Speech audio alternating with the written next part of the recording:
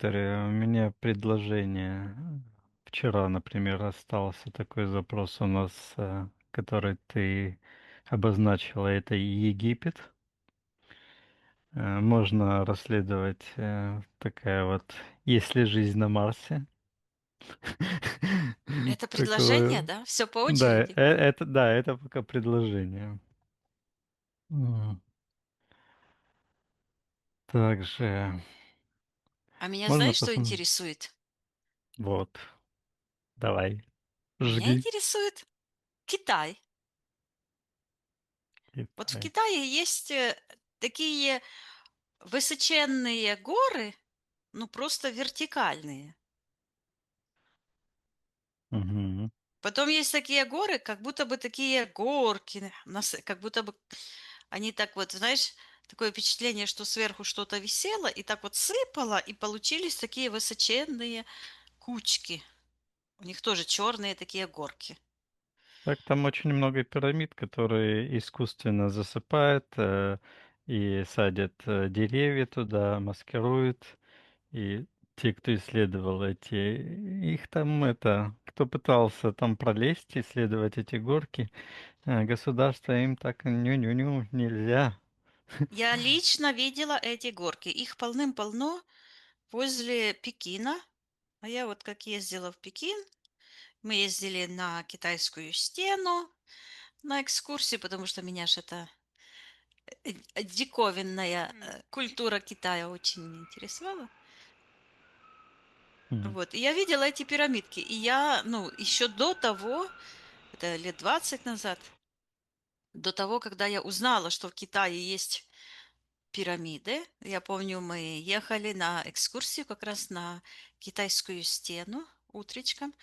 И я смотрю, пирамида это ступенчатая пирамида, и они насыпали землю на эти ступеньки и посадили деревья. мгм. Но это же видно, что это... И деревья растут вот такими ступеньками, естественно. И пирамида вот такая зеленая. Но это была зима. А зимой деревья сбросили листья почти. И Мгм. видно было, что это пирамида. Ну, четко видно пирамиду сквозь этот. Я говорю еще своей подруге, смотри, пирамида в Китае, пирамида. Она, да какая это пирамида, это гора. А другая говорит, да-да, они засыпают, ну, прячут эти Мгм. пирамиды. Так что такое есть. И я их там видела пару штук.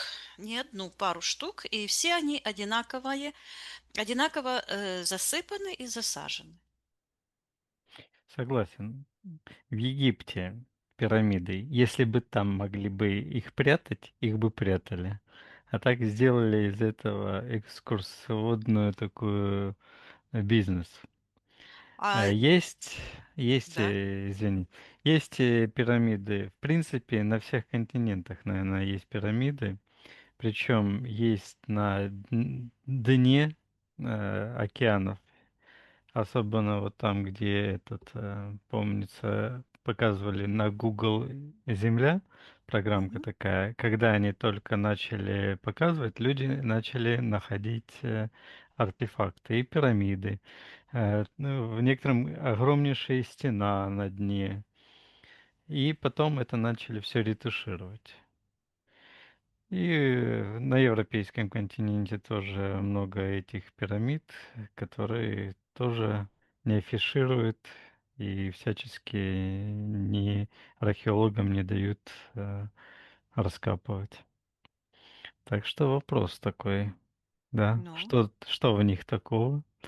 А, Потому что еще интересная такая вещь, что эти пирамиды, если провести линии там, то они образуют какую-то сетку. Причем на одном из сеансе ты как-то говорила, что это как бы и нами было построено эти для того, чтобы раньше как-то поддерживать энергетический баланс Земли. Сейчас это как бы не надо, но тогда это было нужно. И вот, тогда вопрос остается: и в Китае почему они прячут? Зачем это было нужно?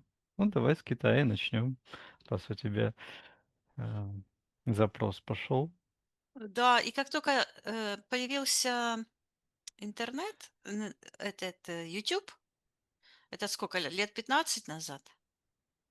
С 90-х, смотря в какой мере он начинается от Ну ну телефонных да, линий.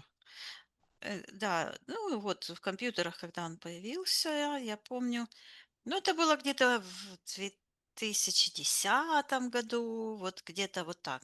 Потому что мои дети были уже подростки. Ну Вот, да, и Руслан мне двухтысячный показывал. год. Мгм.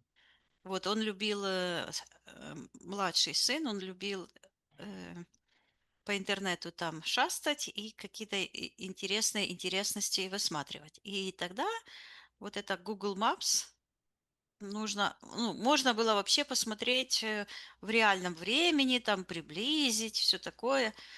А сейчас это уже как-то или я не умею это найти. Но, Есть этот короче. Google Edge, Google Земля, как бы она крутится, но они там заретушировали, можно приближать, но она не в реальном времени. Спутники, когда снимают, они делают карту, потом Мгм, еще через какое-то время что-то ретушируют. Что было интересно раньше, например, мне нравилось там раскрываешь какую-то местность, и люди выкладывали фотографии.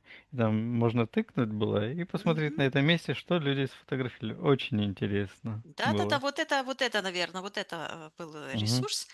И, вот я, там как раз моя, родственница вышла замуж, за египтянина. Вот. Ну, и мы с ней общались, и мне интересно было. И вот мы смотрели на этот Египет. И лично я своими вот собственными голубыми глазами видела пирамиды, ну, сфотографированные пирамиды. Это, они южнее были. Вот не в Каире, а намного южнее, где-то посредине а, Египта. И некоторые пирамиды были как бы с южной стороны, я помню, оплавлены. То есть пол пирамиды не было. Вопрос, это чем надо было так плавить, чтобы половина, пирамиды Мгм. стала черной и расплавилась, ее не стало. И потом, я была в Южной Америке, вот, Макчу-Пикчу. м, в Перу, вот там во многих местах. И там, что интересно, вот, столица Перу стоит, это Лима, стоит на таком обрыве. Вот тут океан, Pacific Ocean, Мгм. а тут обрыв, огромный обрыв, и прямо на обрыве на этом стоит город.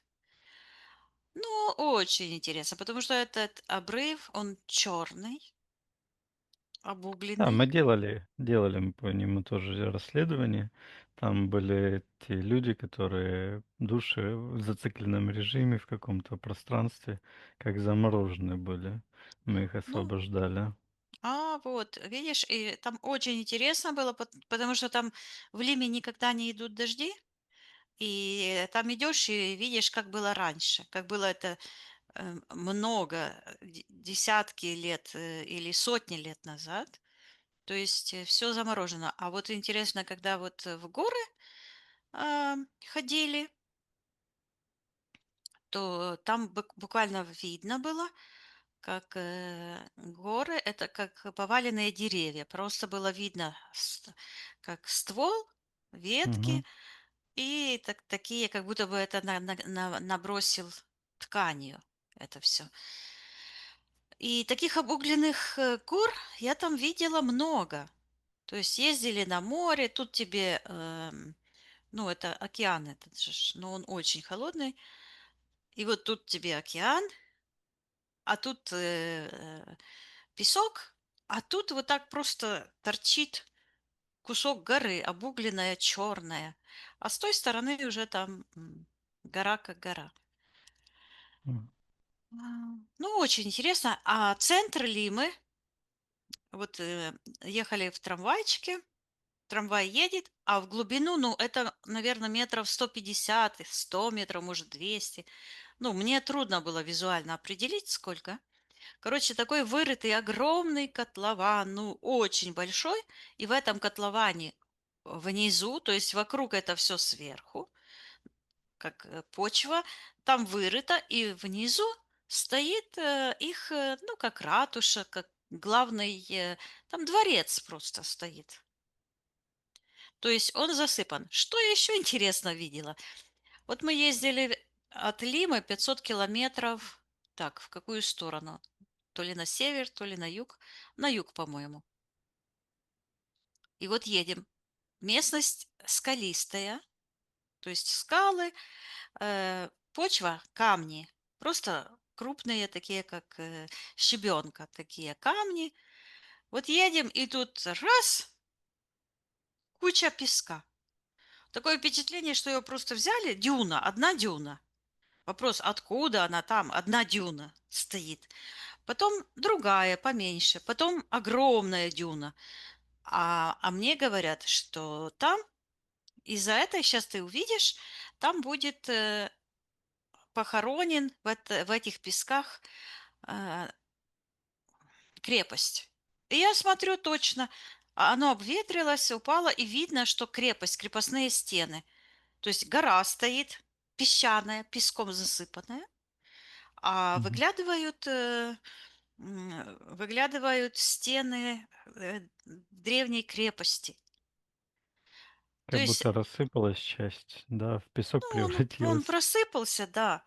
Дело в том, что там не падает никогда дождь. И вот так, как оно было когда-то, вот так оно и осталось. Мгм. Да, аномалия. Ну хорошо, Да, я предлагаю начать с Китая, именно с тех гор, которые тебе интересуют, чтобы мы потом это не забыли, и переключиться на пирамиды. Зачем их там прячут? Почему? и Зачем они связано ли вообще? это вот одно с другим, да. Мгм. Ну, Виктория, ты в эфирном пространстве. мгм, да. Давай сейчас отсоединись от всех и всего. Мгм. Давай найдем в Китае такие горы, которые очень высокие, тонкие, заросшие. На счет 3 ты найдешь одну из таких гор. Один, два, три. Скал, можно так скажем. Ну, я вот как будто бы стала на одной скале Мгм, и смотрю, а там передо мной долина. А в долине, долина зеленая, река, а в долине черные такие вот, как шапки, горы. мгм. Хорошо. И пришел дух черный и такой прозрачный. Говорит Шумер. И считает эти горы, записывает. Вот так вот, как будто бы поднимает их, как шапки, Мгм, и у себя там записывает. Сектор магии. Считывается этот дух как Шумер. Шумерская цивилизация. И вижу там такие таблички какие-то в секторе магии. А, как будто бы на каких-то таких глиняных дощечках вырезаны узоры, а внутри светится свечение такое зеленоватое. Когда я начала смотреть, то оно как будто бы этот свет на меня напал, ну вот так вот как выскочил, да, я его мгм, обратно туда, и там идет такое предупреждение, как бы звучит: не смотри вглубь. мгм, И там такой получился черный квадрат. Это все закрылось черным квадратом. С такой этой дверцей. И я как будто бы сквозь щелочку смотрю в эту дверцу, вижу вот это, этот свет, и себе считывая, ну, слышу, что я засчитываю или считываю. Мгм. Я слышу, Так. что я определяю шумерскую цивилизацию. Считывается, что до потопа. Мгм. Так, давай Это до тогда. этого потопа, не того, который был в XIX веке, а до того, который покрыл всю землю, который описан, он считывается как первый. М. Потому что все следующие, они были другие, они считываются как наводнения. И я вижу просто волны большие, грязевые потоки, как будто это из неба что-то льется, как будто вот опять вот с этой стороны, как будто бы небо, Мгм. с неба льется. А вот это считывается как потоп. Я вижу землю всю, абсолютно всю, покрытую водой, и вижу только вершины гор, где я слышу остатки цивилизаций. Мгм. И вот там, где мы смотрим, я вижу, что китаец плавает на таком, как каноэ, как какая-то такая лодочка с домиком. И он Мгм. записал на такой, как на ткани, считывается шелк, как картинка такая, что-то записал вот так вот и повесил. Так. Мгм. Спроси у этого китайца, можно ли с ним поговорить. Он говорит, я давно пришел к тебе, но ты молчала. Мгм. Спроси его, как его зовут.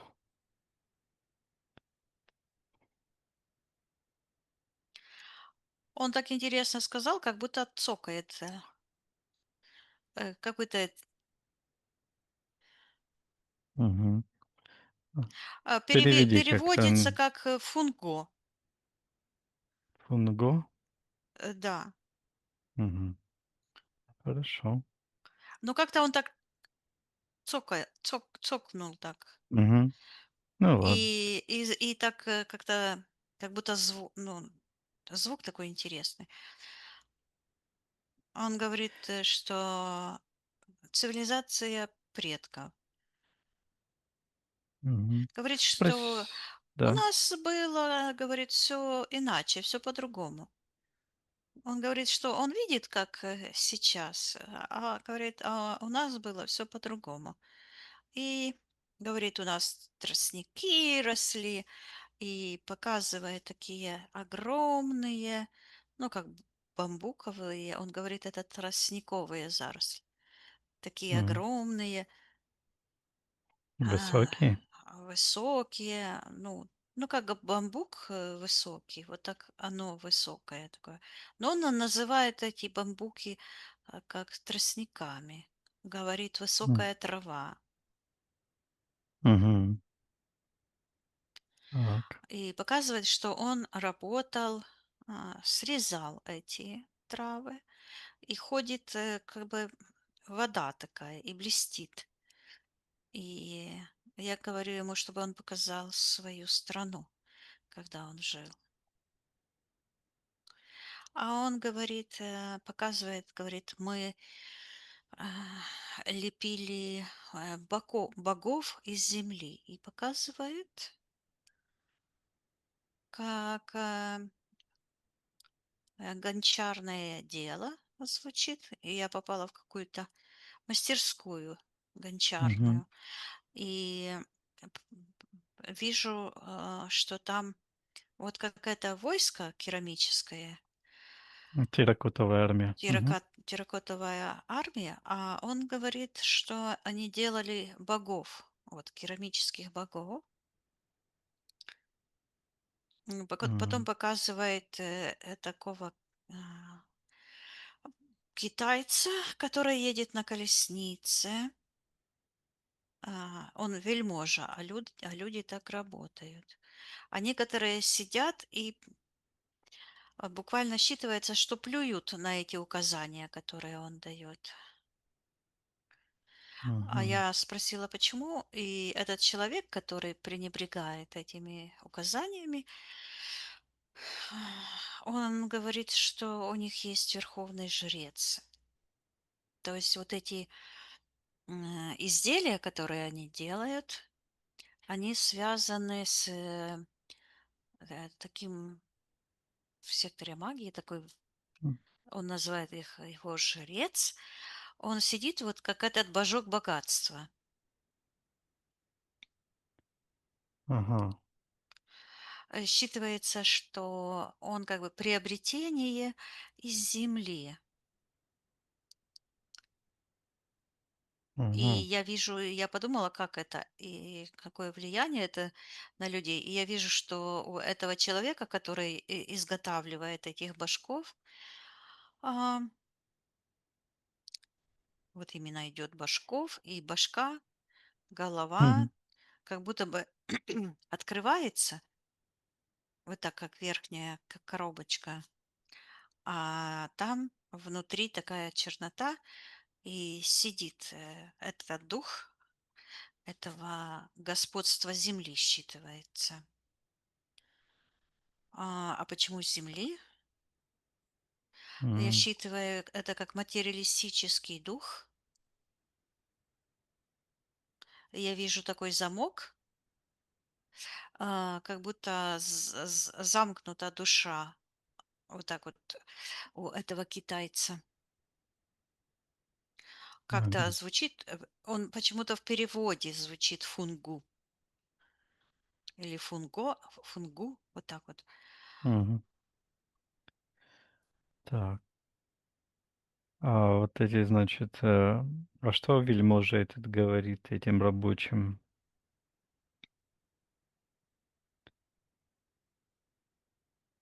Он говорит, убирайте на нос.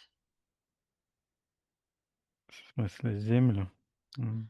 Да, я вижу, что земля вот так, знаешь, как дождь, а потом лужи и блестят на солнце.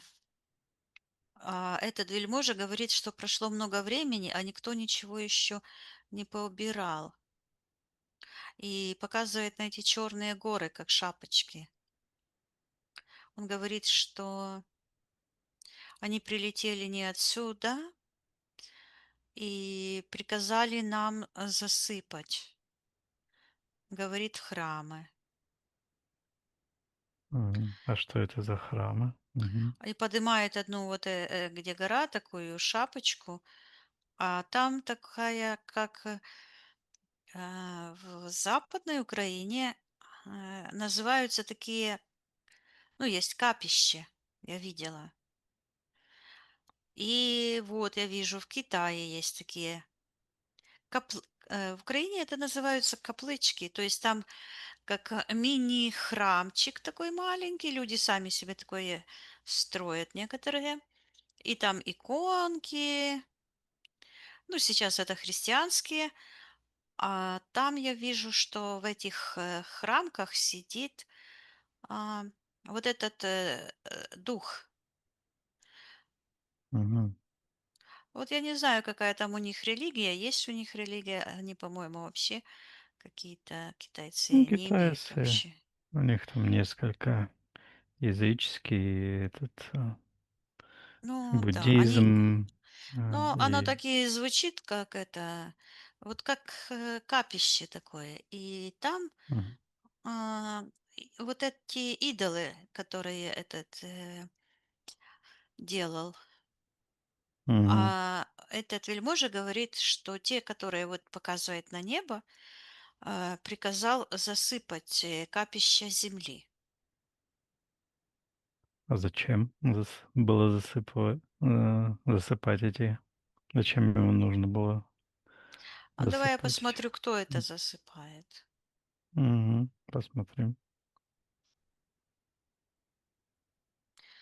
Ну, я вижу, что это как бы не физические, Они выглядят как будто, знаешь, как рисуют какие-то религиозные картинки, где там как будто бы за куполом находится как Бог, да? И я вижу, что это существо сидит как будто бы оно считывается над ионосферой. И он не считывается как из плоти существо, ну, как человек, похоже. Мгм. Но когда я начала считывать в глубину эту информацию, то я вижу, что там оно выглядит как пришелец считывается, и он выглядит странно. Он выглядит как длинные руки, длинная шея, а голова какая-то вот такая, как не круглая, а приплюснутая. И лицо такое странное, с большими глазами. Ну, похоже больше как на лягушку. Мгм. Вот. И тянется ногами, оно тянется в сектор интерферентов. А в секторе интерферентов там глубже этого существа. Сейчас я спрошу, кто оно. Мгм. Он говорит, что он перестроитель цивилизации. То есть это как программа, скажем так. Но там есть такой портал. Это выглядит как будто углубился в землю, да, Мгм. как в колодец. А там бац, и такой перегородка. И тут эта перегородка как бы внутри земли, а там дальше пошла такая пустота, и там черное продолжается, и там такое черное, и там считают много существ, которые считывается добра землян. Какую-то энергию собирают, Да, они считают. собирают, да, они считают ее. Сейчас я Мгм. посмотрю, какую.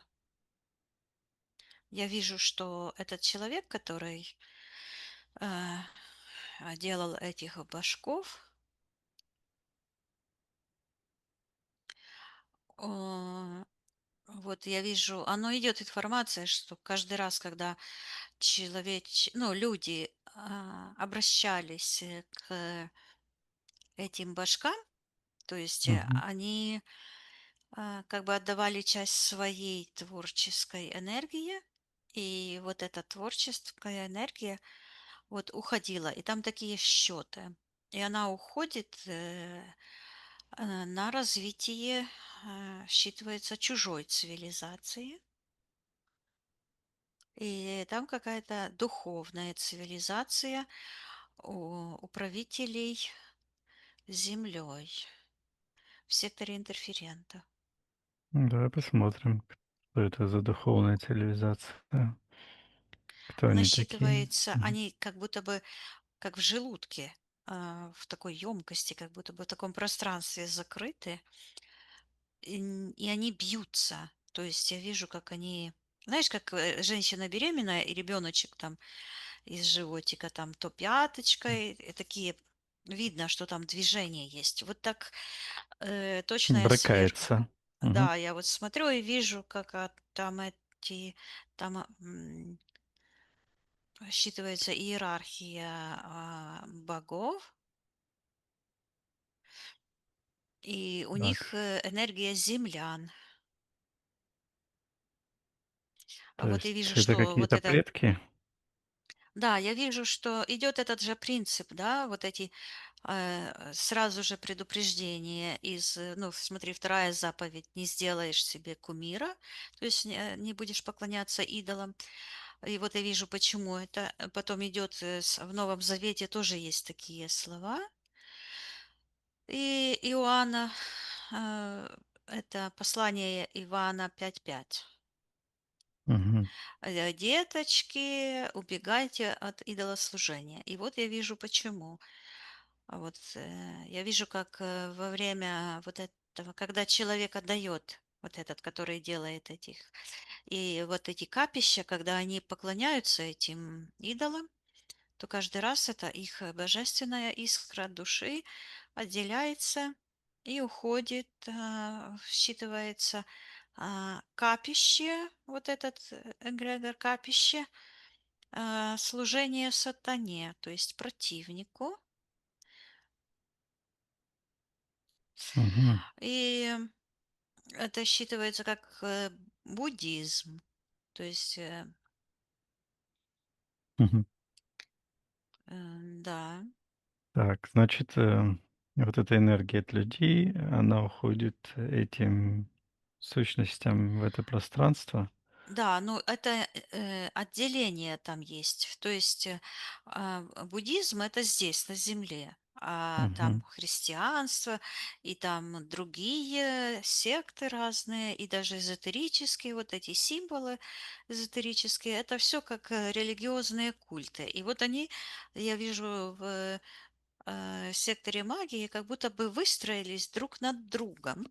И я вижу, что вот это служение земным, подземным и надземным символом — это перенос,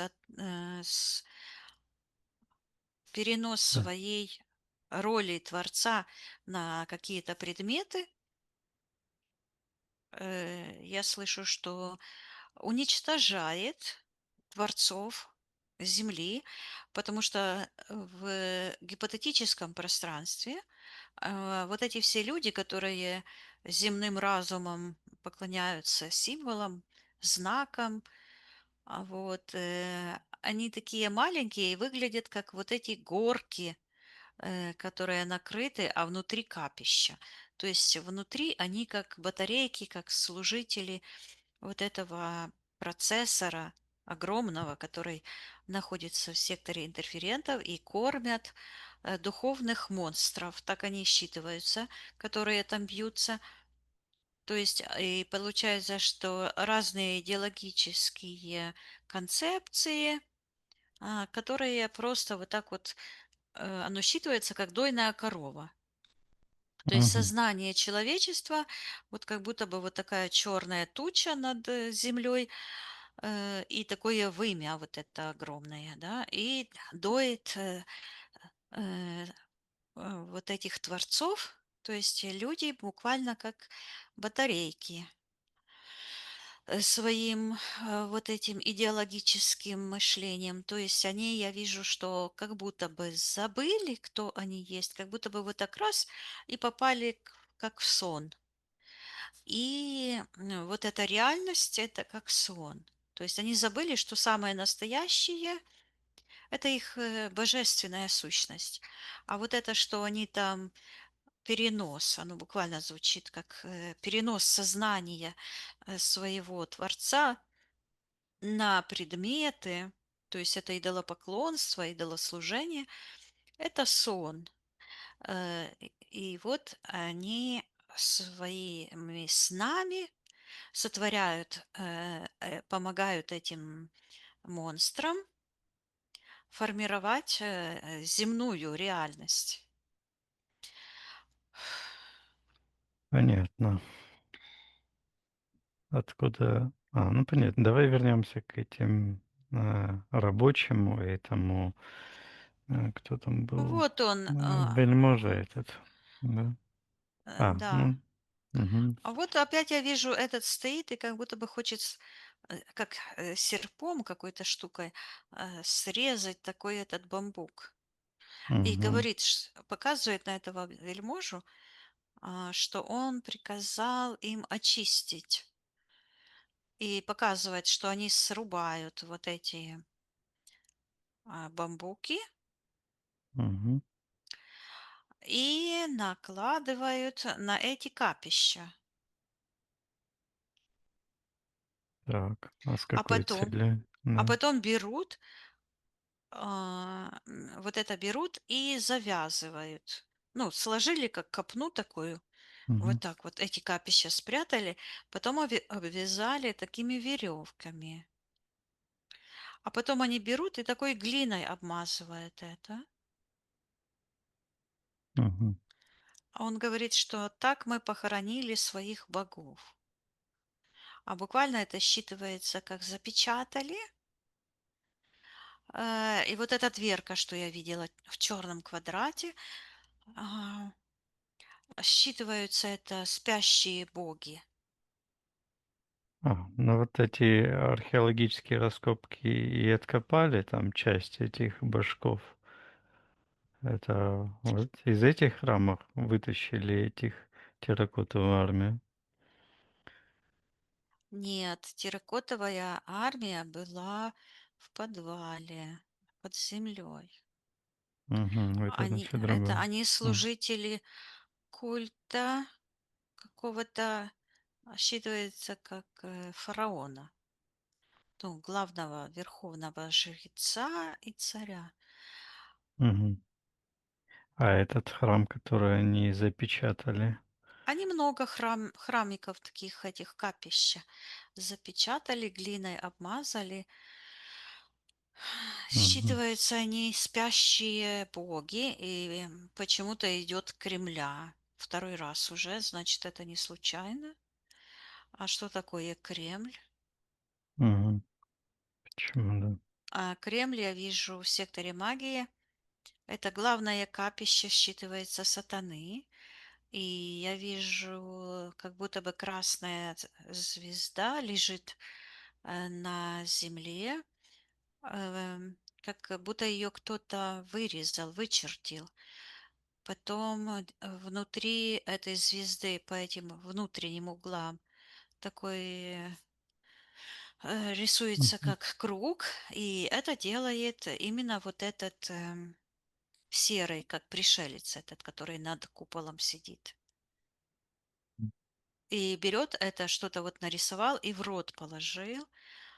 Я вижу, что в рот он забрасывает людей. Мгм. Считывается, что это храм войны.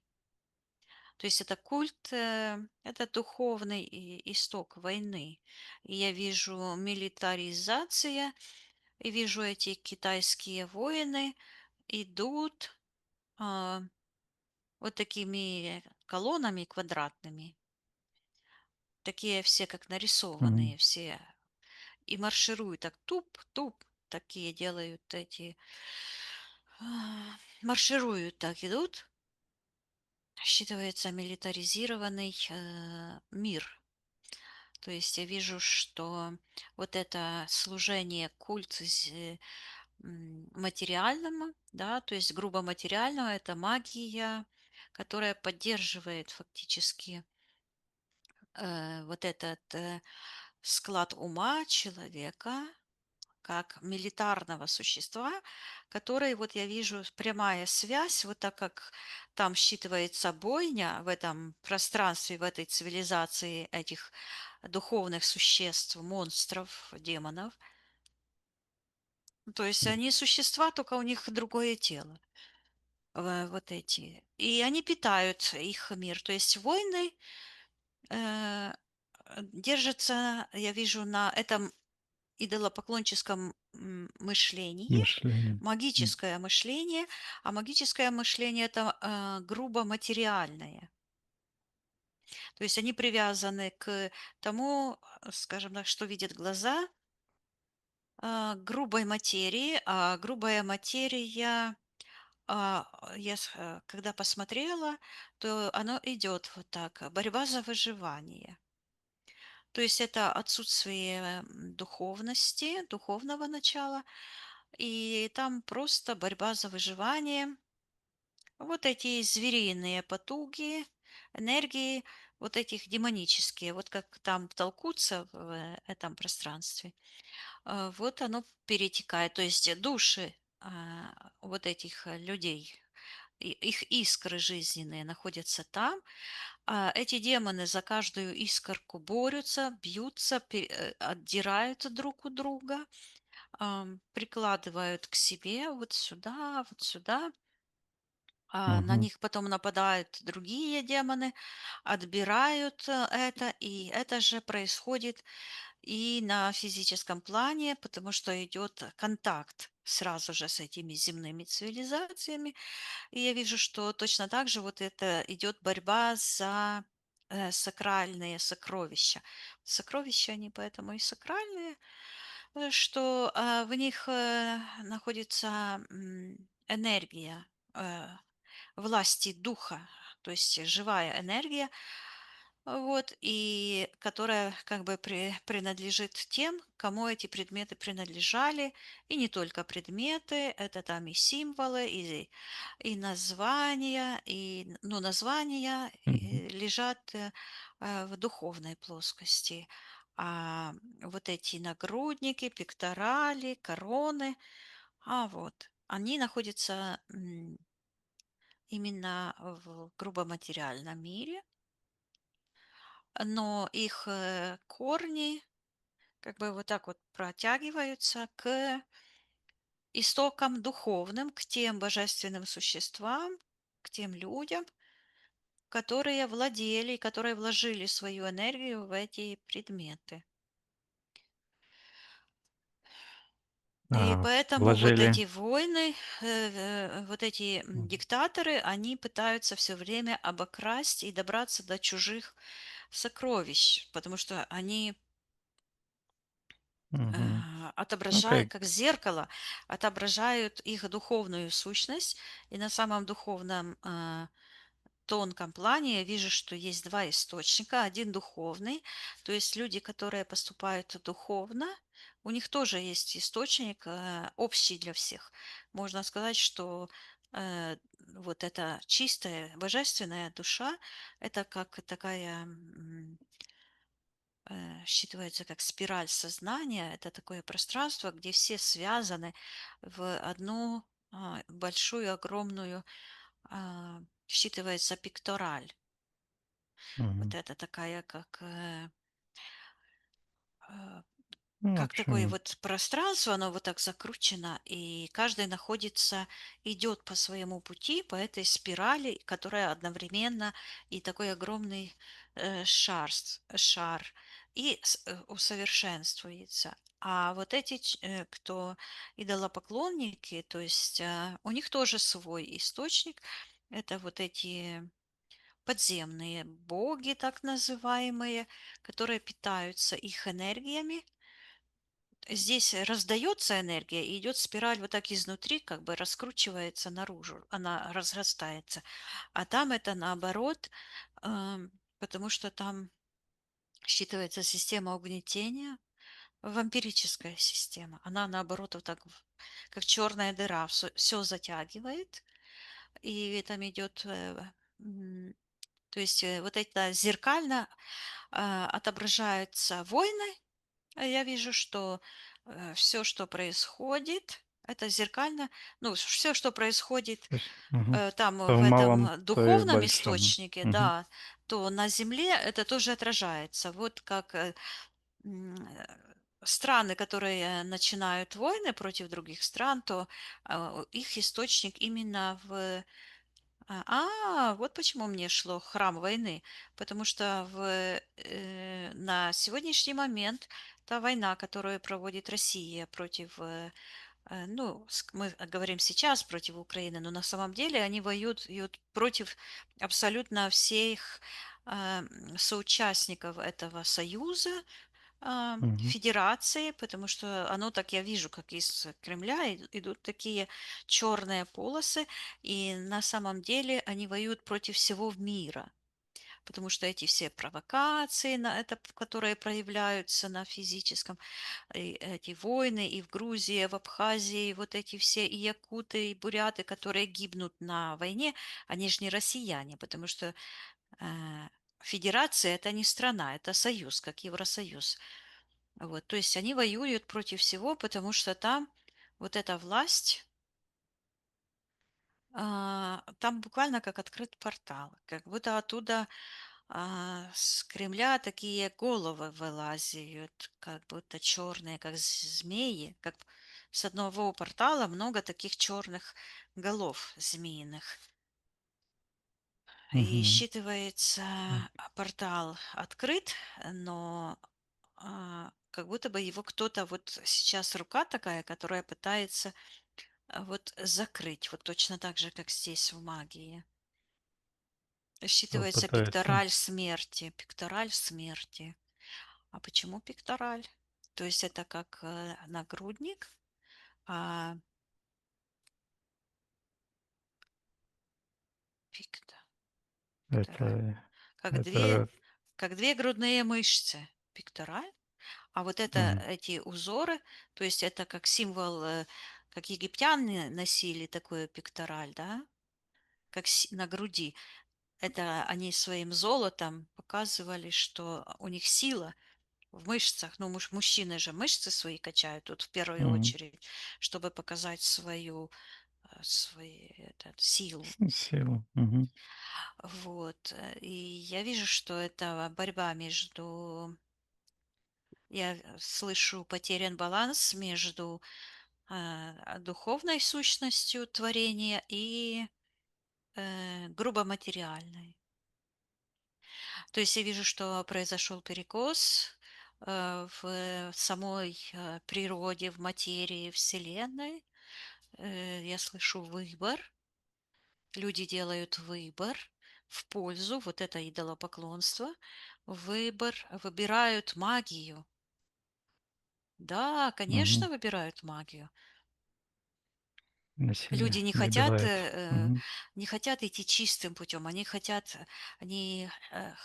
Что легких полегче. путем, Мгм, что полегче, они не хотят работать над собой, они верят в всяких, что кто-то прилетит, что-то им сделает, но только бы самим ничего. Не включить свою творческую природу. И я вижу, чем больше люди занимаются магией, верят в всякую ересь эзотерическую, тем больше они теряют своей творческой силы, и они полностью, как будто бы, вот я вижу в этом эгрегоре, где там бьются постоянно, они вот как запутаны в такую паутину, и им очень трудно выйти оттуда. Это считывается как потеря сознания. И в мгм. психологии есть такой термин, как точка невозврата. Это вот символизирует вот эта дверь в этом черном квадрате, которая закрывается, и когда у человека уже своим сознанием не способен различить, осознать, где он находится, чтобы помочь себе. Вот. И я вижу, что такие души потом из воплощения в воплощение падают, как будто бы вот там, помнишь, я говорила, что как будто бы колодец, Вот и такая перекрытый. перекрытый. Я вижу, что туда вот эта точка, которая в психике соответствует точка невозврата. И я вижу, как потом уже идет, я слышу, децивилизация, то есть идет уже Деградация. Мгм, деградация, и люди как будто бы по ступенькам так бым, воплощение, и рождается, считывается химерой. Внутренняя духовная сущность уже света не имеет. мгм. Имеет, но очень мало, и в сердце нету. Остается только, я вижу, в сердечной левой плечевой части. Почему левой? Потому что они управляемые, им нужно еще иметь. И так они идут, и я слышу 9 поколений, то есть 9 воплощений, а потом все. А потом идет уничтожение души. Вот эта гиена огненная. Там вот эти демоны, которым они отдали свою волю, вот они Мгм. их, эти же демоны их и, ну, это Доедают. М, буквально бросают их вот оно, как такое пламя, вот, мгм. считывается, что уничтожение. И уничтожение душ происходит не сразу, там они как будто бы в таком огненном круговороте, и они просят о помощи, но сознание уже как бы не может поднять их. Как как угольки тлеют Нет, они уже просятся, всё. они просятся, они кричат, они мучаются Ну там. То есть да, это мучаются, но уже ничего не могут но сделать. они уже не могут сделать, потому что они упустили свой шанс. Мгм. Они, я слышу, отключились. Они по собственной воле отключились от божественного источника, выбрали. этих внешних богов, оно таки считывается, потому что внутри у каждого бог. Вот сейчас мне идет, я прямо вижу. То есть вот эти идолопоклонники, они вот так вот своего бога внутри Всевышнего, часть Всевышнего, они отдали, раздали добровольно, поэтому у них шанса нету. То есть они сделали свой выбор осознанно. А почему осознанно я вижу? Потому что совершенная душа давала подсказки, давала шансы. Встречались люди, которые говорили им, что так нельзя. Вот этот человек, который спасся в этом потопе, он же вот пальцы им махал, он их предупреждал, но они его не слушали, и он спасся по поверхности воды. Он там плавал, вот, и Мгм. записал. А, а, Это как Ной. это как Ной, Мгм. только Пос какого-то, да, да, только. И таких много письмен, и они записаны и на шелковых, и какой-то Гильгемеш на Мгм. табличке тоже Гильд. есть, а кто-то это написал на металлической штучке. Пластинки — это люди, которые жили там, где Новая Зеландия, на такой Мгм. блестящей, как будто бы на серебряной пластине написали. И я вижу, где Месопотамия, я слышу. Вот я посмотрела, там сидит такой человек, ну, как по-библейски выглядит, мудрец такой. Вот, вот он так смотрит, вспоминает и записывает. Потом какие-то шумерские хроники. И я потом дальше пошла, и я вижу на той стороне планеты такие с косичками, как индейцы. Мгм. Они тоже записывают. То есть по всему земному шару есть эти предупреждения, что человечество, а, оно считывается, шумерская цивилизация, погибла из-за своего мышления. Мгм. Они как бы дошли до этой, буквально считывается, мы говорим до ручки, но это до ручки э, этой дверцы, которая вот они дошли до дна, и это Да. провалилось дно, и они провалились. И наша цивилизация находится, а, вот, а, эти идолопоклонники, они находятся, я сейчас смотрю, перед полным уничтожением, почти уже. Они уже перешли эту грань невозврата и Они, да, они находятся. уже перешли, они находятся уже внизу, так как будто -5, -6, на -6 ступени некоторые, а Мгм. некоторые на -5. Понятно. Это вот ты говорила, как 9 поколений, которые еще живут до гиены огненной. Это Да, да, то есть, это уже ближе. наша цивилизация, Мгм. вот, но это не вся цивилизация, потому что многие буквально, вылетают, и даже с этого, с этих минусных, Мгм. э, Низковибрационных да, не могут уровней. выйти только из гиены огненной, а вот это пекло, в котором, оно так и звучит, пекло, это тот мир, в котором мы живем сейчас, это и есть вот этот ад. Мгм. Ну да, на физике он так Вот. выглядит, а на эфирном плане, Да, потому что деградация души. не, то есть это нужно представить вот как рог, да? Где-то там Да, начало, а потом оно расширяется. Но если мы видим срез рога вот здесь, то есть где-то там точка. Точно так же и каждое событие на физике, которое мы можем потрогать, осознать, увидеть, то оно имеет свою спираль восприятия в духовном мире. И ничего этого другого там, в духовном плане, не происходит иначе, чем здесь. То есть все события, они просто прорастают, так как семечко посеять, оно там под землей, его не видно. Но оно прорастает кустиком, травинкой, деревцом. И вот это физическое дерево, травинку, кустик мы можем видеть. А внутри что-то, а на самом тонком плане там ДНК находится в этом Только семечке, которое почувствовать. дало эту жизнь этому деревцу. И точно так же это наша духовная сущность дает нам подсказки. Вот есть люди, которые приходят к нам, их божественная душа позвала, вот они пришли, мы с ними поработали, а потом они говорят, ты увидела не то, потому что я светлая, чистая и лучистая, а ты увидела совсем другое. А я говорю, ну я увидела то, что увидела. А потом она говорит, да я такая там служительница какого-то культа, вот они прилетели, они рассказали, каждый день я с ними общаюсь, духов вызываю. То есть, ну так М. правильно говорю, я же это и увидела. То есть люди себе придумали что-то, но правду не хотят услышать. Ну А, да, они ж это для них фундамент.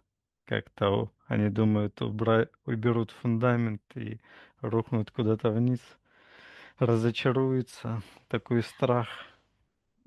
да, Причем, что скажут, друзья, которые тоже в это верят, еще в изгои запишут, и все остальное. Это такая работа мозговая должна быть, чтобы принять эту информацию. да, просто нужно, ну, как бы человек должен, ну, он никому ничего не должен, это его выбор. М, Но если да, есть любовь к себе, к жизни, к своей душе, то человек, конечно же, пойдет на потерю этих якобы друзей, а на самом деле тех, кто использует просто энергию. да, Вот. определить, если уже не по пути. Если ты меняешь путь, то и меняешь, своих этих, кто с тобой идет. Ну, то есть понятно, что Ну, тебе с ними тоже не по пути будет. ну, самый большой друг для человека — это он сам должен быть. Потому что Конечно. сам, только душа может дать самый лучший совет, только божественная душа, у которой цель — это жизнь, гармония, счастье, может вывести на истинный путь. А это окружение, люди, каждый имеет на какую-то свою цель. М, Ну, каждый должен как бы Мгм. задать вопрос, почему я должен выполнять цели других людей, а не мою миссию, не миссию моей души, для которой самое важное не эта мишура, а спасение на самом тонком уровне. Так, и хорошо, давай вернемся, к этим запечатанным, Капища. храмам. Да. Да. А я слышу, что Что? они готовятся к войне. То есть через эти замороженные капища я вижу, что готовится наступление, готовится война, китайцы готовятся к войне, я слышу, к Мгм. наступлению на мир людей. То есть эти духи через эти... То есть когда угаснет этот, закроется портал в Кремле, в Москве, Мгм. то они откроют другой фронт. То есть вот так вот поэтому войны происходят на Земле. Потому что оно как будто бы как гейзер или вулканы прорываются. То тут, то там. Один уснет, другой просыпается. Вот точно так же э, этот, Ищет слабое звено как бы. Мгм. да. И вот это милитаризированное общество, которое в массе фактически языческое, да, ну вот как Мгм. в РФ. То есть человек, который действительно верующий, он верит в свою божественную природу, и он никогда не предаст себя и не пойдет убивать себе подобных. М, Он чтит. эту истину божественную, что человек сотворен по образу и подобию божественному, и он не пойдет убивать сыновей Творца, то есть своих братьев, сочеловеков, да, потому что в природе такого практически не существует, то есть людоедство, то есть жажда крови себе подобного– это каннибализм фактически, не имеет значения убить человека и скушать или требовать его убить, чтобы кровью напоить сознание, да, то есть стать убийцей человека. Вот, Хорошо. и я вижу, что и такое общество милитаризированное, то есть милитаризация, я вижу, что это демоническое сознание, грубо материальное или магическое, другими словами, и оно в своей основе вот требует единоличного правителя, вот, как этот эгрегор, М, который втягивается, и он держится на одной личности, на этом м, Люцифере. Это противоположность живому пространству, где божественная сущность называется Элохим, то есть мы все в переводе, да? И я вижу, как это м, работает. Элохим– это all. В английском языке очень много м, подсказок. All– это м. все. Он же ж пишется Прием. Мгм. по-нашему ALL, то есть all. Мгм. Читается как all. Элохим, то есть. Правда, да. Так, и вернемся к началу. Ты увидела этот свет в этой коробочке, которую там запечатали. М. Да. Как это связано с этими открывающимися порталами? Ну, я тебе уже все М. рассказала. Вот это все, что я говорила, что это Так. собираются, и какой демон украдет у какого демона. Мгм. Потому что я вижу, что власть, я слышу так, распределена, и я вижу, что каждая страна имеет своего демона. И вот кто Мгм. больше украдет у вот этой сакральной энергии божественных душ, тот и поднимает, образно говоря, голову, высовывается эта голова этого дракона, так называемого, и там начинается война. Сейчас войну готовит Китай. Мгм. Вот такой вопрос, Виктория. Раз мы рассматриваем это, посмотри вниз. Осталась ли наша какая-то творческая энергия в том нижнем пространстве? Можем ли мы полностью забрать, если там что-то еще осталось? Я вижу мою энергию, а я думала, где она? Когда началась война, то я мысленно, ну, война в Украине, то я Мгм. мысленно как будто бы закопала немножко своей энергии на территории Украины для того, чтобы своей энергией как бы следить и поддерживать и помочь Украине побороть эту войну, этих захватчиков, Остановить насилие. остановить М. насилие, да? Мгм. Потому что жертва всегда права, и насильник всегда не прав. И вот я вижу, что эта энергия, она проросла таким зеленым деревцем с такими, а корни не вниз идут, а вверх. Мгм. Вот так вот вверх. Вот, и я своим сознанием, я как будто бы считывается, что я эту энергию как будто бы впитала всю эту боль а, Украины, этих всех жертв. Я как будто это мне нужно было для того, чтобы обогатить мой опыт и как будто бы его а, довести как бы до полноты эту боль пережить. И Так. прорасти, я слышу, новым смыслом. Потому что Украина пошла тоже чужим путем. Я вижу сейчас, Я вижу, что Украина, как и каждый народ, очень сильно замагичена. Вот были эти ритуалы, потом это христианство, это культ смерти. Тоже и много людей, которые колдуют, воруют. То есть они поддерживают эти культы смерти своей энергией точно так же, как и насильники. И Мгм. таким образом буквально считывается, что призвали в свою страну войну, потому что выбирали ложь, выбирали, я слышу, отказ от себя.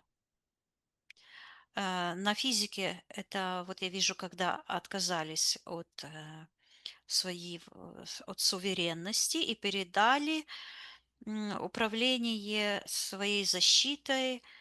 Ну, вот это я слышу Будапештский меморандум. То есть передали в руки Кремля, Англии и Америки, да?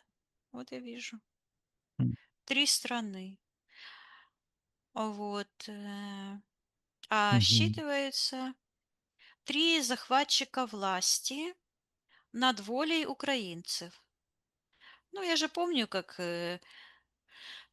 тогда все умные люди говорили, что война неизбежна, потому что история отношений России и Украины на протяжении всей истории — это захват и ликвидация украинской идентичности. Все. То есть М. это... И когда Украина отдала свою власть, то есть вместо своей силы защищать себя, оружие отдала, все, то тогда потеряла свою фактически вот эту силу, а сейчас возвращает потихоньку. Мгм. Это, Так, в этом это как бы траектория, это то же самое, вот как это Украина выходит из этой пике, с этого пике, куда она ушла, потому что вот эти все президенты, которые там были, они фактически были ставленниками, как бы частью этой мафиозной структуры, эм, мгм, коммунистической, да? А коммунизм, фашизм, это социализм, это все одно, и оно все произрастает из пустоты душевной, когда нет, когда есть потеря души, потеря своего пути, вот тогда эти идеологии и рождаются. И то же самое, оно происходит вот вспышками то там, то там, то там, по всей земле. А потом, когда это все, я слышу, обуревает все общество по всей планете, происходят глобальные, я слышу, трехмерные войны. Почему трехмерные? на Трехмерные — физику. это на физике. Мгм, Да, то есть вот эти бои, которые происходят в духовном плане, между этими демиургами, то есть между этими управляющими духами, которые каждый управляет, они поделили всю планету на зоны влияния и бьются между собой. А люди, которые проявляют дух этих демонов, вот, они поддерживают вот эти деструктивные концепции разные и осуществляют это уже на физике. Вот мгм. это я так вижу.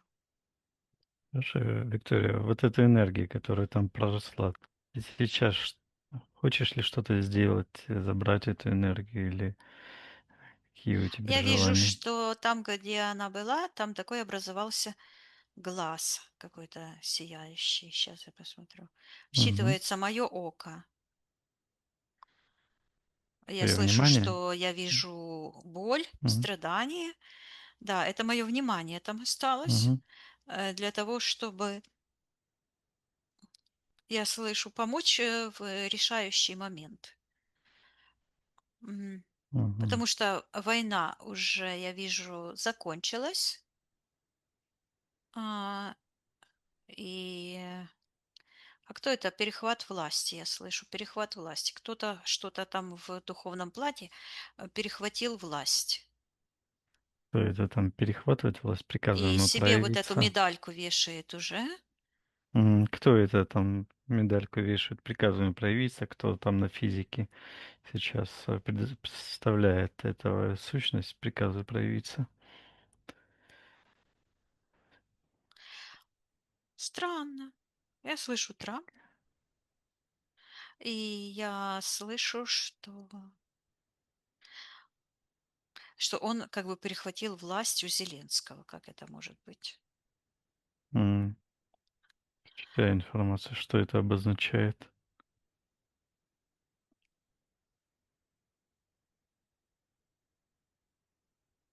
Я слышу, подставил Зеленского. М, Так, а Что-то Зеленский? связано с НАБУ. Я слышу НАБУ. Это антикоррупционная структура. Зеленскому готовится как будто бы по левой ноге, вот так вот, пух, кто-то ударяет, чтобы он упал. М, Считывается подстава Кремля. О, я вижу, как Трамп ручкается с таким маленьким, типа Путин. Ну, оно просто звучит Путин, но там никого нет. Там такая, м, вот Трамп такой большой, и он руку протягивает, а там такая вот штучка, как портал. Вот точно такой же, как этот я видела. М, Как колодец этот. Да, да, да, да. То есть вот Мгм. там. И я слышу, что они договариваются о распределении земельных угодий. То есть они договариваются поделить Украину, Давай проявим отдать часть ихнее вот Украины это. мне, говорит Трамп. Мгм. А, Давай проявим на свет ихние планы, передадим эту информацию Я конные вижу, как из этого, справедливости. да, глазика я вырастаю, как такая огромная тетя, такая большая, вырастаю Мгм. и смотрю на это все. И я передаю информацию всему украинскому народу об этом, что происходит, приказываю этому Путину и Трампу забирать этим всем негативным силам, забирать все влияние от Украины. Украина целостная, неделимая, суверенная. И я бегу почему-то своим сознанием, бегу прямо быстренько, Мгм. там, где Будапештский Меморандум. меморандум. Мгм. И он находится в руках у этих демонов. Он имеет такой коричнево-оранжевый цвет. Я слышу передача власти Кремлю, потому что там прописано, что Москва, вот эта голова дракона, черная, Мгм. магическая, это как бы гарант суверенности, а другие головы какие-то, вот где Англия, там такая как прозрачная, а где Америка, там просто такой считывается декларация и такой флажок американский. Тын-тын-тын-тын-тын-тын. А что это означает? А это, я слышу по-польски, «ни быцось, ни бениц», что в переводе означает, ну, типа что-то, типа ничто. Делание Ага, вида. Делать вид. ага. Лицемерие вот мне идет. Да, лицемерие. Вот я подумала, почему лицемерие? Ну, потому что по отношению к другим странам Америка проводит, может провести более конкретную освободительную операцию, но по отношению к Украине фактически я вижу, Делает как вид, что делает что-то вид, делает. что Ага. фактически Украина жертва этой агрессии, этого геноцидной войны и буквально захлебывается в этой магии. Но Мгм. Э, э, Конечно же, я передаю информацию, что я все это вижу, и по конам Божественной Вселенной в Конституции США записано, что Америка выступает как защитник и как арбитр в войнах и всегда стоит на стороне жертв для того, чтобы сдерживать этот баланс добра и зла. И я приказываю, буквально говорю это. Зачитываю, у меня такая книга огромная, считывается Конституция. Вот я перевернула, смотрю, Конституция, и вижу, там написано, это Декларация независимости, и это как основа Конституции, все. И там это все прописано, и я передаю информацию, что я вижу этих всех, и они обязаны выполнять конституционные, слышу, обязательства. Мгм. Вот. И проявляю волю убирать всю агрессию, отправляю ее туда, откуда она пришла, и карму. И я вижу, откуда-то такой камень, как будто бы брызнул вот так вот, там, где кремлевский этот Кремль, там открытый портал. И там в этом портале он открыт именно из-за того, что там капище находится. Вот это капище, Мгм. этот труп, это как идол смерти, да? М. Вот, Мавзолей? да, мавзолей, там вот это капище, Мгм. оно так и называется. То есть этот труп, это и есть главный символ смерти. То есть Божок. божок, да, Ага. который обозначил ну, все, что эта страна выбрала для себя. То есть это войны, Мгм. смерть, потому что империя и война это одно и то же, это форма управления. Это не то, что война вдруг откуда-то привалила. Нет, это форма управления. Такое государство имперское, оно не может жить без войны. Мгм. Хорошо, Виктория, вот этот договор, меморандум, давай суть Я его вижу, что я раскроем его все. разрываю, Мгм. отрываю эту Мгм. Мгм. коричнево-оранжевую часть. Это генетическая составляющая украинского народа, я вижу. То есть это те зацепки, на которые это все притянулось. Ам, я слышу, это Мгм. демонические формы управления. Вот, это вот эти все капища, вот это все, чем народ Украины занимается. Я не говорю, что он особенный, множество, ну, почти все люди на земле Мгм. как раз и отдают свою власть, служат этими батарейками, и в общем а, это государство, которое может, ну, я вижу, слышу, изменить свою политическую пектораль, выходит, да, Мгм. Украина выходит из этой магической пекторали и способна выйти на уровень осознанности. Передаем информацию украинцам, народу, которые, чтобы они отвергали этот договор, меморандум, и забирали ихнюю энергию, идентичность, право выбора. Я вижу, как такая, как будто бы ракета, как огромная такая ракета зеленая, вот так вот она как бы стоит, лежит, Мгм. а потом она вдруг поднимается, как пульнет вот туда, где Кремль. И Мгм. там такой, как фонтан такой сияющий произошел. Это обозначает. Я слышу, что это возврат власти, ну, возврат к пектораль, то есть это символ своей. Я вижу, Украина подписывает меморандум, я слышу независимости. То есть Украина до сих пор есть независима. Мгм. И я вижу, что считывается вот этот э,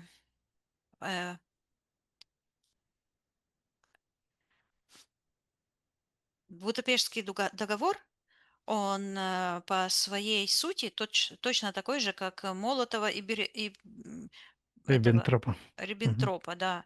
Оно так и звучит, что это то же самое, потому что это как подтвержденный контракт Молотова, Риббентропа, как Сталин тогда договаривался с этим, ну, Молотов от имени Советского С Союза, Гитлером, мгм. да, Расчленить. расчленить Европу, Украину в том числе. Вот, и этот Будапештский меморандум, он фактически стал подтверждением этого контракта отдачи своей собственной воли этим, ну, этому же, Мгм. он считывается Люциферу, вот, Что где сейчас проявляемся открыт, это, да. да. м. Хорошо, вот это договор, который, был Трампа, то, что он хочет, подставить Зеленского. Э, По-моему, он его уже подставил. Мгм. Ну, говори. Так, мы это давай проявим на свет, его действия. Ну, самое Пе важное, я вижу вот Мгм. этот какой-то Да. договор между Трампом и я слышу пекторалью власти Кремля.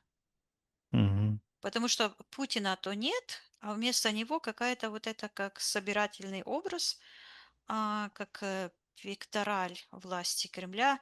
И Мгм. там я вижу такие, как пираты беззубые. То есть это а, управленческая власть пиратов или вампиров, ну, этих мафии, Мгм. скажем по-нашему, ну, воры в законе, скажем так. Я тоже от своего имени, вот этой власти, этим пиратам приказываю забирать ихние воздействия. Я их вижу. Пусть убирает прочь руки все эти воздействия, ихняя ложь, обман, насилие. Я запрещаю им действовать во вред живым душам Руси и Земли в целом. Я вижу, что я забираю обратно эту энергию, которую я туда положила. Мгм. Она, я слышу, исполнилась целостности, понимания, что происходит. И Да. я говорю, что я не несу ответственность, лично я не несу ответственность за решение моего народа. Зато я все вижу, слышу и понимаю, и передаю эту информацию целостного опыта каждой божественной душе украинца, а также китайцев и всех людей на всей планете, что должен наступить благословенный мир, чтобы каждая божественная душа осознала присутствие своего божественного начала в человеке, повернулась лицом сама к себе, к своему божественному, к жизни, гармонии, к счастью, и выбросила прочь все орудия смерти и переключилась на служение своему высшему началу, Всевышнему, который находится в сердце каждого человека, присутствует там.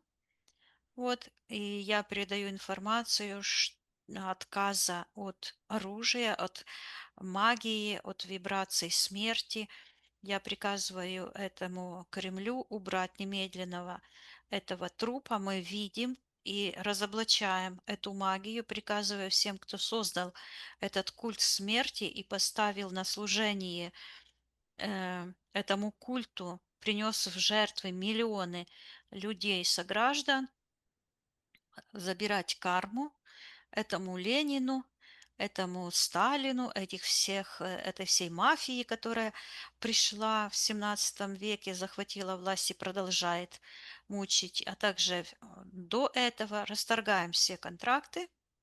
Контракт. Каждая божественная душа суверенна, как и сам Всевышний. Распространяем право, я слышу, пекторали власти, то есть это физической власти на земле Духа Божественного, божественной власти мира, М. гармонии, процветания, иконов жизни, которые исходят от божественного источника. А М, этот китаец, вот он там в лодочке стоял и говорил: ну, наконец-то ты меня услышала. радость какая. Я ему говорю: ну, а что, он живет сейчас где-то? А он показывает такую лавку, где он э, продавал такие всякие статуэточки, а говорит потом: а ты меня как бумкнула, Мгм. о, я вижу, что он в этом воплощении это Мгм. тот самый человек, который создавал идолы, которая потом у нас была клиентка, это лет 8 назад, и где был открыт портал в ее доме, и я его увидела во сне, и мы с матерью ее поехали, и мы нашли эту, я слышу, пектораль смерти. Этот символ, точно таким я говорила ей, что я видела во сне, и это не может быть случайно, потому что я видела эту форму, и оно выглядело как будто бы кусок чего-то, это глиняная штука, как будто бы с оттиском кожи змеиной, и там была, это считывается пектораль смерти.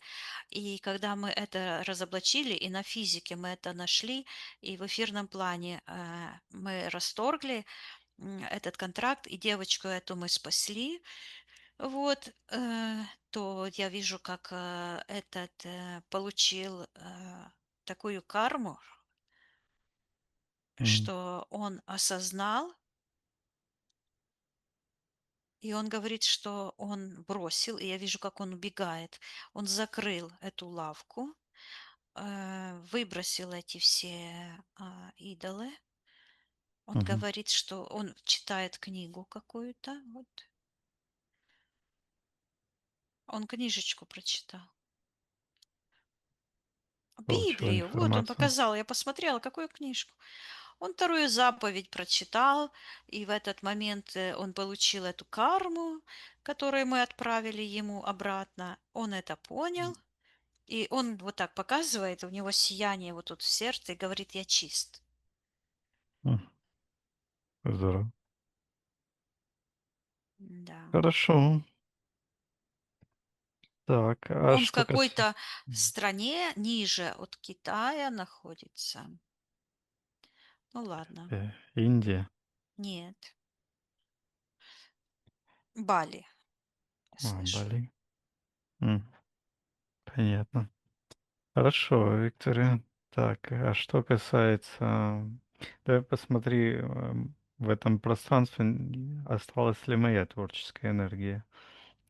Тоже хочу проверить, все ли я забрал. Есть, я вижу, как сечение твоей короны, и я слышу, что вчера забрал. Мгм. Вчера. И, Хорошо. и я тебе передаю, что вот этот палец, да? Так. Ага. И я приказываю этому папе При- римскому и всем этим Приказывай папе демонам римским. отдавать твою энергию.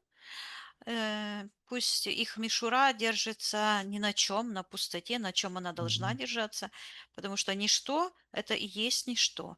А божественная энергия, я вижу, как ты как будто бы рукой протираешь свою корону, одеваешь, и э, вот это я Мгм. слышу, мессианство. То есть они перекрутили это христианство, оно перекрутило весь смысл мессианства. Потому что я вижу, что второй приход это он как бы состоялся и на физике, потому что ты воплотился, но он состоялся в духовном плане, потому что твое осознание и возвращение людям понимания того, что миссия каждой души у всех одна и та же, это вернуться к себе, к своему божественному источнику в личной работе с собой. То есть каждый должен лично расторгнуть контракты с этими демонами и Мгм. заключить новый договор своей божественной душой. Вот в этом как раз и есть миссия, а не в том, как это исказило христианство, что как будто бы ты должен прийти, они все будут магичить, а ты их спасешь. Нет, у них, у всех людей свой личный выбор. И каждый человек обязан дать свой личный ответ.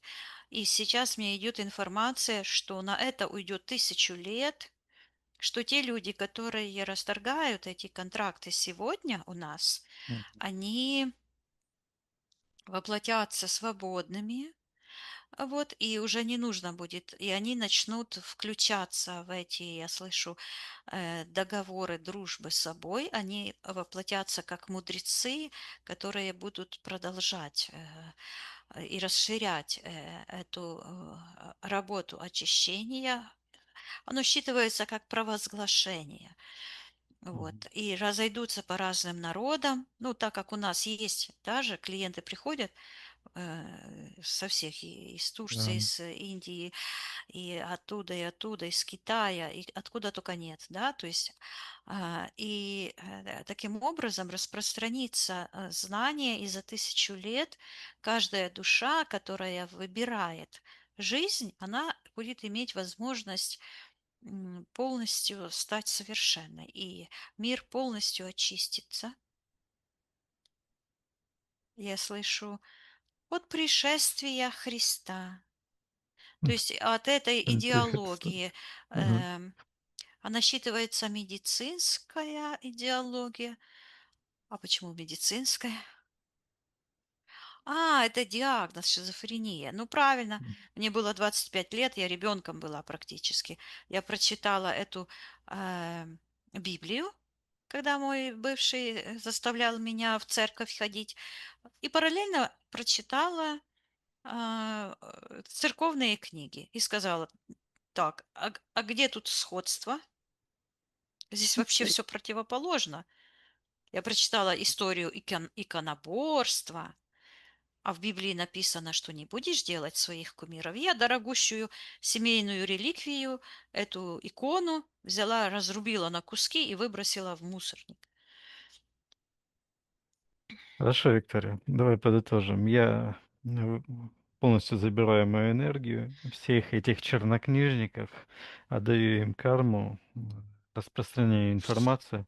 Вот, что я могу дать людям, это опыт. Опыт и знания. Ничего я за них Волю. сделать не могу. Да, я проявляю волю, передаю им информацию, как бы все в ихних руках, и путь наш идет к полному счастью, которое заложено в наших душах. Я Пусть вижу делают этот выбор. крест, типа Мгм. крест — это палка, и такой маленькой перекладинки, там пару штук, на которой был этот символ черного человека, то есть магия, магическим путем буквально привязан к этому шесту, точно так же, как эти идолопоклонческие капища, да. Ты выходишь оттуда, твоя божественная энергия выходит, и говоришь, я больше не Христос. То есть Мгм. полностью забираешь свою энергию с Забираю этой полностью.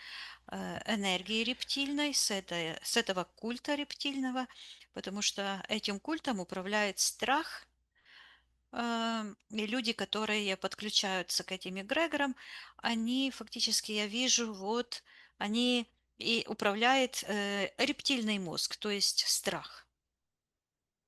Да. И передаем информацию, что культа, я слышу, больше не существует.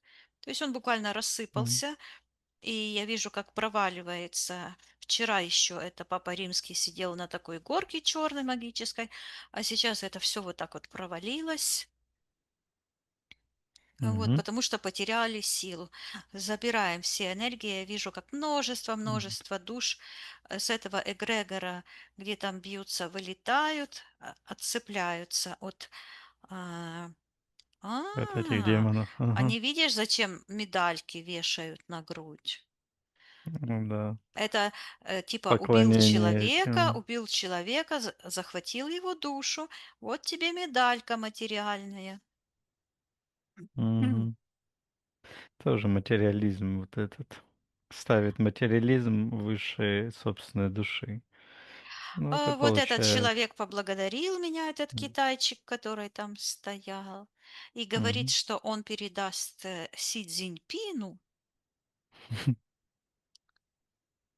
Что? всю информацию. Я ему передаю, М. да, чтобы он передал, и чтобы Си Цзиньпинь и не вздумал начинать никакой войны, вот, чтобы этот человек передал ему, что Мгм. его ждет этого, и каждого китайца, который потерял свою божественную структуру и подчиняется этой демагогии демократической типа, а на Мгм. самом деле коммунистической, фашистской, да, чтобы никто даже и не удумал нападать ни на кого, вот, потому что наступил на самом деле мир. Человечество выбирает мир, выбирает себя, выбирает божественную сущность в себе. Замечательно. Я слышу, что протокол моего сеанса, нашего сеанса, Мгм. распространился по всем блудникам. То есть вот эти Заблудшим. люди, Мгм. которые заблуждаются и выбирают культ внешнего спасителя, вот так как Украина. Вот это война, это же карма, никто карму не отменял. Надо было не отдавать оружие, надо было не подписывать, мы сами за себя, тогда бы никто не напал. Точно так же и человек должен свои границы, то есть держать марку, не быть жертвой, не отдавать свою волю каким-то пришельцам, типа каким-то звездным учителям, символам и еще какому-то, я не знаю, белиберде всякой, да. То есть, а эти демоны, они придумают все, что угодно ради того, чтобы украсть энергию, внимание. Там, где им внимание, там и душа. А где душа, там и творение. То есть они крадут для того, чтобы потом еще больше этого же человека заблуждать. Добро, Виктория. Хорошо. Информацию распространили мы. Да, Давай отсоединимся от этих всех ситуаций. Отсоединись, да, поднимайся вверх, мгм. э, проверь твое личное пространство, все ли в порядке. Все чисто. Хорошо, мы прощаемся с нашими слушателями. Всех благ, освобождения и Да. И осознанности. мужество выбрать себя. Мгм. Всем пока, зрителям. Да. Виктория, все ли в порядке в твоем пространстве? Все, все в Хорошо. порядке. Я посчитаю от 1 до 3. Ты выйдешь в физическое